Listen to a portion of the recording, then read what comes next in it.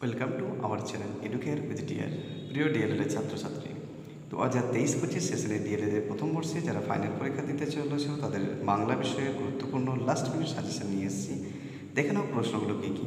7 marks ও 16 মার্কসের জন্য important তোমাদের কিছু প্রশ্ন। প্রথম প্রশ্ন, চতুর্থ থেকে ষষ্ঠ শ্রেণীর যে কোনো একটি পাঠ একক অবলম্বনে পূর্ণাঙ্গ পাঠ পরিকল্পনা প্রস্তুত করুন। নাম্বার 2, বাংলা বানানভুলের কারণ ও প্রতিকার সম্বন্ধে আলোচনা করুন। মাতৃভাষা শিক্ষাদানের কয়েকটি পদ্ধতির নাম লিখুন, যে কোনো একটি পদ্ধতি সম্পর্কে আলোচনা করুন। ব্যাকরণ শিক্ষাদানের উদ্দেশ্যগুলি আলোচনা করুন। সরব পাঠ কাকে বলে, এই পাঠের সুবিধা অসুবিধাগুলি লিখুন। নীরব পাঠ কাকে বলে, এই পাঠের সুবিধা অসুবিধাগুলি লিখুন। ভাষা শিক্ষার সহায়ক উপকরণগুলি কী কী, এদের ব্যবহারিক ও প্রায়োগিক দিক লিখুন। আরোহী অবরোহী পদ্ধতি কাকে বলে, এই পদ্ধতির সুবিধা অসুবিধা লিখুন।